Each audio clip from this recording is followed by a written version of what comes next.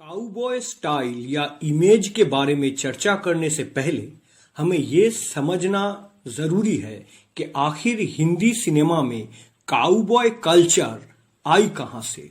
जैसे भारत एक कृषि प्रधान देश है, वैसे ही अमेरिका का एक बड़ा हिस्सा बरसों से पहले कृषि प्रधान ही हुआ करता था।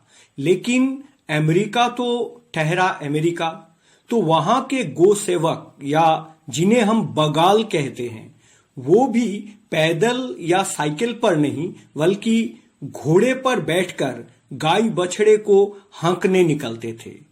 यही कहलाते थे काउबॉय। धूप से बचने के लिए सिर पे बड़ा सा टोपी, जिसे अंग्रेजी में हैट कहते हैं, पैरों में जींस के ऊपर पैरों को छीलने से बचाने के लिए पहनी हुई चमड़े की पेटी, कमर में चौड़ी बेल्ट और उससे लटकते 2 हॉलस्टर, जिसकी रिवॉल्वर हमेशा भरी रहती। अमेरिका में अधिकतर राज्य में हथियार खरीदने के लिए लाइसेंस की जरूरत अब भी नहीं होती है। कोई भी बाजार से या सुपरमार्केट में जाकर बंदूक या गोलियां खरीद सकता है। तो ये काउबॉय मुक्त हस्त से गोलियों की बौछार करते रहे और अपना रुतबा जमाते रहे। बॉलीवुड सिनेमा में काउबॉय छवि या इमेज प्रतिष्ठित किए थे अभिनेता क्लिंट ईस्टवुड ने।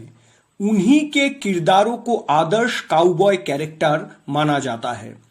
हिंदी सिनेमा में इस इमेज को लेकर पहली फिल्म बनाए थे निर्देशक नरेंद्र बेदी। साल था 1974 और फिल्म का नाम था खोटे सिक्के। फिरोज खान, डैनी, रहना सुल्तान, अजीत, रंजीत और सत्येन कप्पू की यह फिल्म सुपरहिट रही। तो इसके अगले साल ही स्पाई थ्रिलर या जासूसी फिल्म बनाकर नाम कमाने वाले निर्देशक रविकांत नागाइच ने फिल्म काला सोना लॉन्च किए। खोटे सिक्के, धर्मात्मा और काला सोना, ये 3 फिल्म की कामयाबी की हैट्रिक फिरोज खान को रातों रात इंडस्ट्री में सुपरस्टार बना दिया। खोटे सिक्के की ही तरह काला सोना में भी फिरोज खान और डैनी साथ में नजर आए। धर्मात्मा भी दोनों साथ थे। फिरोज खान और डैनी की जोड़ी एक और काउबॉय टाइप की फिल्म बनाई थी, उसके नाम था चुनौती, जिसमें हीरोइन नीतू सिंह थे। निर्देशक सतपाल की यह फिल्म बॉक्स ऑफिस पे कुछ ज्यादा कमाल नहीं कर पाई। इसके बाद फिल्म कच्ची हीरा भी फ्लॉप हो जाने के बाद फिरोज खान ने अपना रास्ता बदला। फिरोज खान को तब तक लोग भारत के क्लिंट ईस्टवुड कह के बुलाने लगे थे, लेकिन फिरोज खान को दर्शकों की नब्ज पकड़ने की अपने पूरे करियर महारत हासिल रही। साल 1980 में रिलीज हुई उनकी फिल्म चुनौती नहीं चली, लेकिन उनके अपने खुद के बनाई फिल्म कुर्बानी सुपर डुपर हिट रही। इसके बाद फिरोज खान और कभी काउबॉय के रूप में पर्दे पर नजर नहीं आए। फिरोज खान साहब के पर्सोनैलिटी, उनका चेहरा, उनका कद, उनका बातचीत करने का अंदाज काउबॉय लुक्स के लिए एकदम फिट बैठता था। दर्शकों को लगा कि बॉलीवुड में काउबॉय का ट्रेंड या सिलसिला खत्म, लेकिन उसके 3 साल बाद ही बॉलीवुड को एक दूसरा हीरो मिल गया, जिसने बतौर हीरो काउबॉय के रूप में अपने तकदीर आजमाने की हिमाकत की। वो नाम था मिथुन चक्रवर्ती। फिरोज खाना वाला ताना बाना बाद में फिर मिथुन चक्रवर्ती ने अपनाया।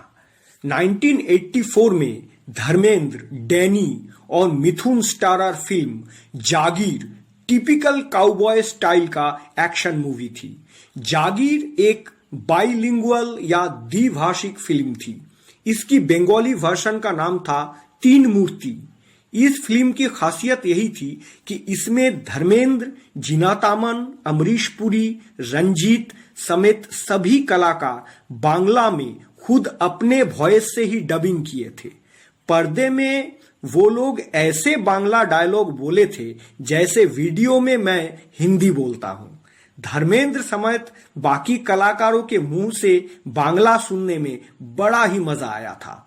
जागीर का हिंदी वर्जन हिट थी, लेकिन बंगाली वर्जन तीन मूर्ति ब्लॉकबस्टर था। जागीर के बाद फिल्म वांटेड में भी मिथुन ने यही काउबॉय वाला रूप फिर से धरा, पर बात बनी नहीं।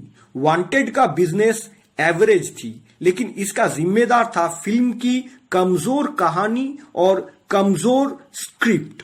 वांटेड में as a cowboy Mithun Chakraborty का स्क्रीन प्रेजेंट जबरदस्त था। एक्शन सीक्वेंसेस भी अच्छे थे। बप्पी लहिड़ी का म्यूजिक भी बढ़िया थी। खोटे सिक्के, काला सोना से लेकर जागीर और वांटेड तक काउबॉय किस्म के फिल्म की कहानियां बदले की कहानी या रिवेंज स्टोरी होता था। सन 1978 में मनमोहन देसाई अमिताभ बच्चन को लेकर खुदा गवाह नाम से एक फिल्म बनाना शुरू किए थे, जिसमें अमिताभ बच्चन और ऋषि कपूर काउबॉय के रोल में दिखने वाले थे। लेकिन कुछ रील्स बनने के बाद वो फिल्म कुछ कारणवशत रद्द हो गई।